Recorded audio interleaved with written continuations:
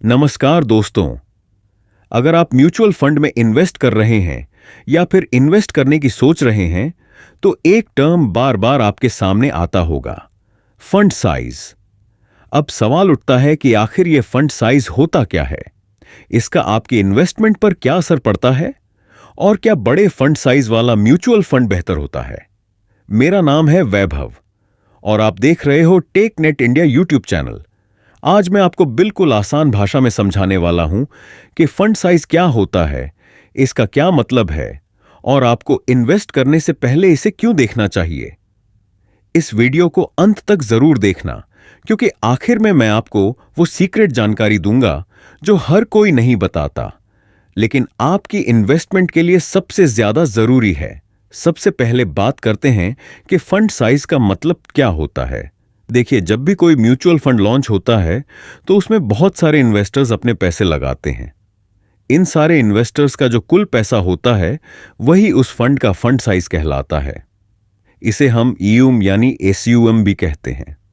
उदाहरण के लिए मान लीजिए कि किसी म्यूचुअल फंड में लाखों इन्वेस्टर्स ने मिलकर कुल 10,000 करोड़ रुपए इन्वेस्ट कर दिए हैं, तो इसका फंड साइज 10,000 करोड़ रुपए होगा। इसी तरह अगर किसी फंड का फंड साइज सिर्फ 500 करोड़ रुपए है, तो इसका मतलब है कि उसमें कम पैसे इन्वेस्ट हुए हैं। अब आपके दिमाग में सवाल आ रहा होगा कि बड़ा फंड साइज अच्छा होता है या छोटा। देखिए, इसका कोई सीधा जवाब नहीं है, लेकिन हम इसे इस तरह समझ सकते हैं। अगर किसी फंड का फंड साइज बहुत बड़ा है, तो इसका मतलब यह हो सकता है कि यह बहुत लोकप्रिय है। कई बड़े इन्वेस्टर्स ने इसमें पैसा लगाया है और इसका परफॉर्मेंस स्टेबल हो सकता है। बड़े फंड्स में अक्सर ज्यादा डाइवर्सिफिकेशन यानी निवेश की विविधता होती है, जिससे रिस्क थोड़ा कम हो सकता है। लेकिन कई बार बहुत बड़ा फंड ओवर डाइवर्सिफाइड हो जाता है, यानी फंड मैनेजर के पास बहुत ज्यादा कंपनियों में पैसा लगाने के अलावा कोई ऑप्शन नहीं बचता। इससे रिटर्न कम हो सकता है। वहीं अगर किसी फंड का फंड साइज छोटा है, तो इसका मतलब यह नहीं कि वह खराब है।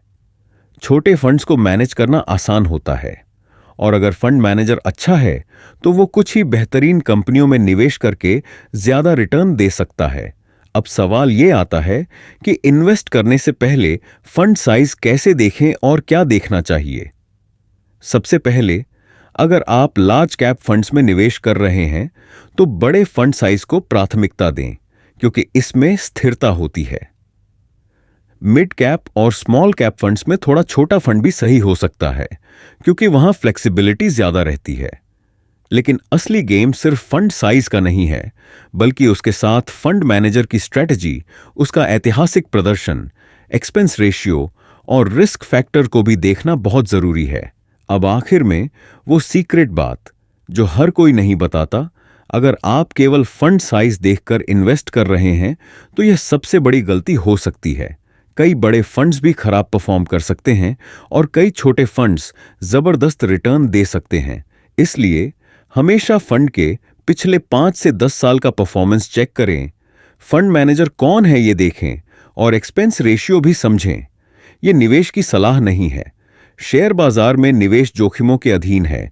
निवेश करने से पहले किसी एडवाइजर की सलाह जरूर लें। तो दोस्तों, अब आप समझ गए होंगे कि फंड साइज क्या होता है, इसका क्या असर पड़ता है और इसे देखकर इन्वेस्टमेंट डिसीजन कैसे लेना चाहिए। अगर आपको यह जानकारी पसंद आई, तो इसे अपने दोस्तों और परिवार के साथ शेयर जरूर करें, ताकि वे भी अपनी इन्वेस्टमेंट को समझदारी से कर सकें। धन्यवाद।